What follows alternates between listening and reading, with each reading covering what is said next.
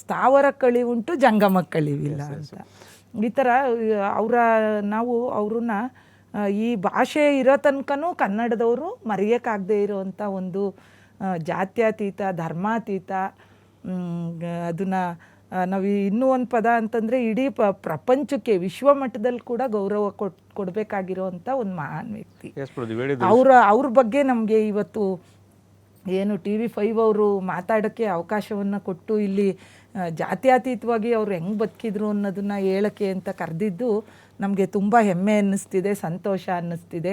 ವಂದನೆಗಳು ಸರ್ ನಿಮಗೆ. Thank you madam, ನೀವೆಲ್ಲ ಬಂದಿದ್ದು ನಮ್ಗೆ ಖುಷಿ. ನೀವು 2 ವಿಚಾರ ಹೇಳಿದ್ರಿ ವಿಶ್ವಕ್ಕೆ ಅಂತೇಳಿ. ಕುವೆಂಪುರ ಸರ್ಗೆಲ್ಲ ಗೊತ್ತಿರುತ್ತೆ, ಅಣ್ಣವ್ರನ್ನ ವಿಶ್ವಮಾನವ ಅಂತ ಹೊಗಳಿದವರು, ವಿಶ್ವಮಾನವ ಪದಕ್ಕೆ ಅವರೇ ಸೂಕ್ತವಾದ ಅಂತ ಹೇಳಿದ್ರು. ಆಮೇಲೆ ಮಯೂರ ಸಿನಿಮಾ ಹೇಳಿದ್ರಿ ನೀವು. ನಾವು ಚಿಕ್ಕ ವಯಸ್ಸಲ್ಲಿ ಇದ್ರೆ ಅಥವಾ ನಿಮಗೂ ಕೂಡ ನಮಗೂ ಕೂಡ ನಮಗೆ ಯಾರೂ ಗೊತ್ತೇ ಇಲ್ಲ ಸರ್. ನಾವು ಬಸವಣ್ಣ ನೋಡಿಲ್ಲ, ಭಕ್ತ ಕನಕದಾಸ ನೋಡಿಲ್ಲ, ಭಕ್ತ ಚೇತನ ನೋಡಿಲ್ಲ, ಶ್ರೀಕೃಷ್ಣ ದೇವರಾಯ ನೋಡಿಲ್ಲ. ನಮಗೆ ಕಣ್ಮುಂದೆ ಬರೋದೇ ಅಣ್ಣವರು. ನೀವು ಎಲ್ಲಾದರೂ ಹೋಗಿ ಏನಾದರೂ ಮಾಡಿ ನಮ್ಗೆ ಏನಾದರೂ ಒಂದು ಬಂತು ಅಂದರೆ ಕೃಷ್ಣದೇವರಾಯರೇ ಬರ್ತಾರೆ, ಅಥವಾ ಅಣ್ಣವರೇ ಬರ್ತಾರೆ, ಬಿಟ್ಟರೆ ನೇರ್ಲು ಬರೋದೇ ಇಲ್ಲ. ಸೊ ಇವತ್ತಿನ ಸಂದರ್ಭದಲ್ಲಿ ನಾವು ಎಲ್ಲರೂ ನೆನೆಸ್ಕೊಳ್ಳಬೇಕಾದಂಥ ಪರಿಸ್ಥಿತಿ ಇದೆ. ಇವತ್ತಿಗೆ ಅಣ್ಣವರ ವಿಚಾರಗಳು ಚರ್ಚೆ ಆಗಲೇಬೇಕು, ಅಣ್ಣವ್ರ ವಿಚಾರಗಳು ಪಸರಿಸಬೇಕು, ಮುಂದಿನ ಪೀಳಿಗೆ ಗೊತ್ತಾಗಬೇಕು ಅಂತೇಳಿ. ರಾಮಪ್ಪ ಸರ್, ನೀವು ಜಾತ್ಯತೀತ ರಾಜಣ್ಣ ಅಂತಂದಾಗ ನೀವು ಅದನ್ನು ಹೇಗೆ ಸಮರಿಸ್ತೀರಾ ಅಂತ ಅಣ್ಣವರು? ರಮೇಶರು, ತಾವು ಈಗ ತಾನೇ ಹೇಳಿದಾಗೆ ಕುವೆಂಪುರವರು 60-70ರ ದಶಕದಲ್ಲಿ ವಿಜ್ಞಾನ, ಸಾಹಿತ್ಯ ಮತ್ತು ಕಲೆ, ವಿಜ್ಞಾನನ ವಿಶ್ವೇಶ್ವರಯ್ಯನಿಂದ ಕಾಣ್ಬೋದು, ಸಾಹಿತ್ಯವನ್ನು ಕುವೆಂಪುರವರಿಂದ ಕಾಣ್ಬೋದು, ಕಲೆನ ರಾಜಣ್ಣ ಅವರಿಂದ ಕಾಣ್ಬೋದು. ಈ 3 ವ್ಯಕ್ತಿಗಳ ಘನತೆ ಇದೆಯಲ್ಲ, ಗೌರವ ಇದೆಯಲ್ಲ, ಸಂಪೂರ್ಣವಾಗಿ ನಮ್ಮ ರಾಷ್ಟ್ರಕ್ಕೆ ಅವರು ಪ್ರಸಿದ್ಧವಾಗಿರ್ತಕ್ಕಂಥ ವ್ಯಕ್ತಿತ್ವ. ಅದರಲ್ಲಿ ಕಲೆ ವಿಚಾರವಾಗಿ ಬಂದಾಗ, ಕಲೆಗೆ ಸಂಬಂಧಪಟ್ಟಾಗಿದ್ದಾಗ ಅವರು ಭಾಳಷ್ಟು ಜನಕ್ಕೆ ಅವರು ಯಾವ ಜಾತಿ ಅಂತಂದರೆ ಗೊತ್ತಿಲ್ಲ. ನಾವು ವಿದ್ಯಾರ್ಥಿಗಳಾಗಿದ್ದಾಗ ಅವರ ಸಿನಿಮಾಗಳು ಒಂದು ವಾರದ ಮುಂಚೆ ರಿಲೀಸ್ ಆಗುತ್ತೆ ಅಂತ ಪತ್ರಿಕೆಗಳಲ್ಲಿ ಬಂದರೆ ನಾವು ಕಾಯ್ತಾ ಕೂತಿರ್ತಿದ್ವಿ ಆ ಸಿನಿಮಾಗಳು ನೋಡಬೇಕು ಅಂತ. ಅವರು ಯಾವ ಸಿನಿಮಾದಲ್ಲೂ ಕೂಡ ನಮ್ಮ ಸ್ನೇಹಿತರು ಹೇಳಿದಾಗೆ ಎಲ್ಲೂ ಕೂಡ ಮದ್ಯಪಾನ, ಧೂಮಪಾನ ಮಾಡಿರ್ತಕ್ಕಂಥ ಪ್ರಸಂಗಗಳೇ ಇಲ್ಲ. ಅದು ನಮ್ಮ ಯುವ ಪೀಳಿಗೆಗೆ ಒಂದು ಮಾದರಿ. ಅದು ಅಂಥ ಒಂದು ಕೆಟ್ಟ ಸಂದೇಶಗಳನ್ನು ಕೊಡಬಾರ್ದು ಅಂತಕ್ಕಂಥದ್ದು. ಮತ್ತು ಧಾರ್ಮಿಕವಾಗಿ ಇವತ್ತೇನಾದರೂ ಗುರು ರಾಘವೇಂದ್ರರು ಪ್ರಚಲಿತಕ್ಕೆ ಬರಬೇಕಾದ್ರೆ ಅಣ್ಣವರೇ ಅದಕ್ಕೆ ಮುಖ್ಯವಾಗಿರ್ತಕ್ಕಂಥ ಈ ಭಾಗಕ್ಕೆ ತಗೊಂಬಂದಿದ್ದು.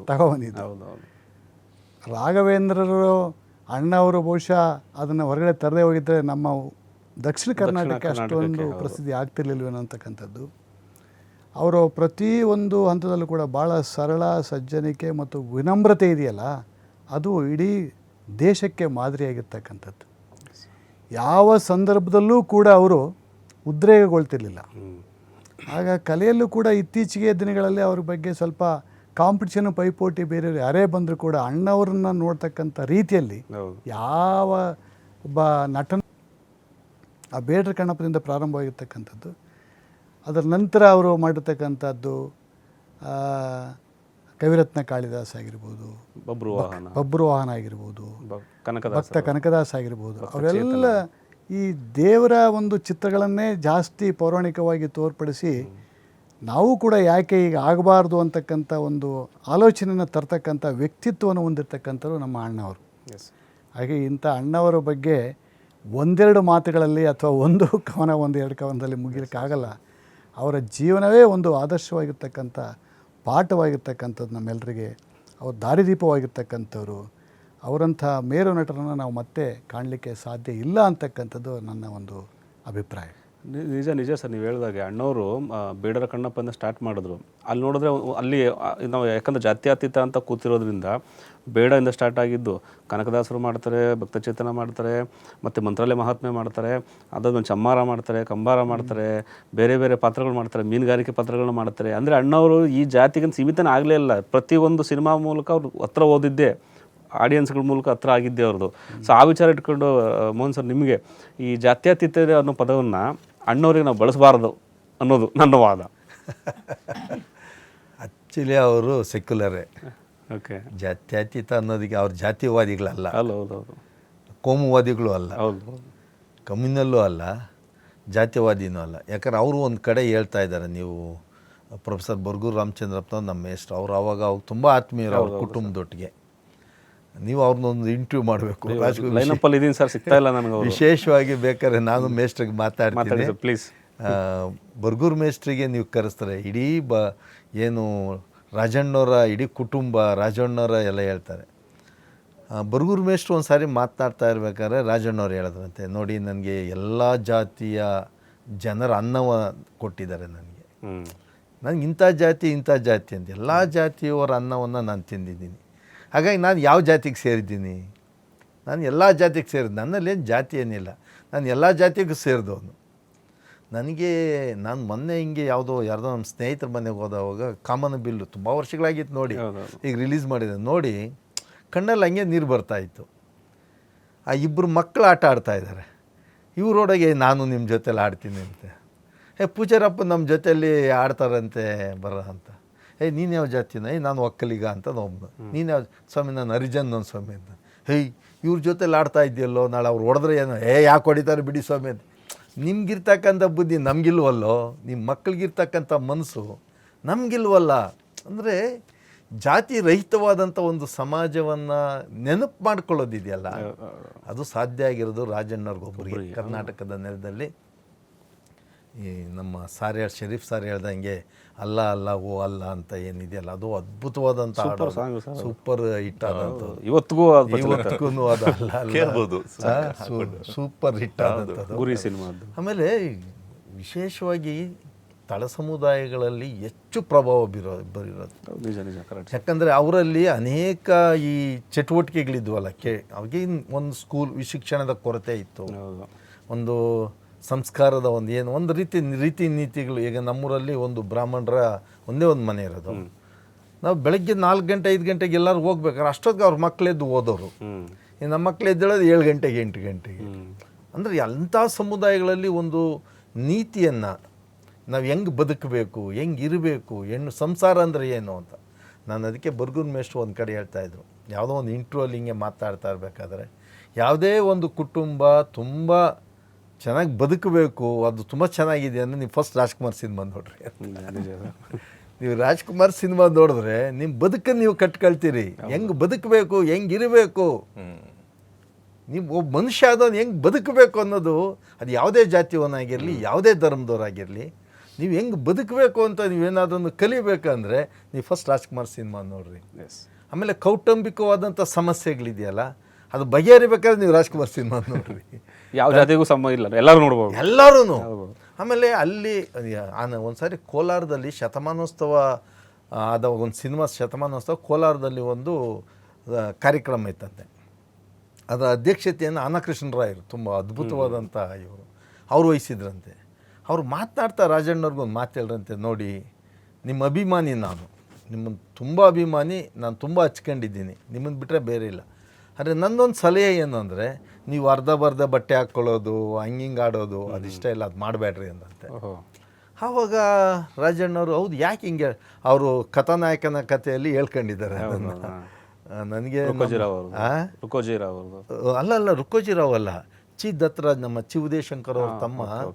ಈಗ ಅವ್ರದ್ದು ಅಪ್ ಟು ಎಲ್ಲಿವರೆಗೂ ಈ ಗೋಕಾಕ್ ಚಳುವಳಿ ಅಲ್ಲಿವರೆಗೂ ಬರೋವರೆಗೂ ಅವರ ಈ ಬಾಲ್ಯದ ಜೀವನವನ್ನು ಇಟ್ಕೊಂಡು ಅವ್ರ ಲೈಫ್ ಹಿಸ್ಟ್ರಿ, ಜೀವನ ಚರಿತ್ರೆಯನ್ನು ತಂದಿದ್ದಾರೆ. ನಮ್ಮ ಹಂಪಿ ಯೂನಿವರ್ಸಿಟಿಯವರು ಒಂದು ಅದ್ಭುತವಾದಂಥ ಅವರ ಪುಸ್ತಕವನ್ನು, ಜೀವನ ಚರಿತ್ರೆಯನ್ನು ಮಾಡಿದ್ದಾರೆ.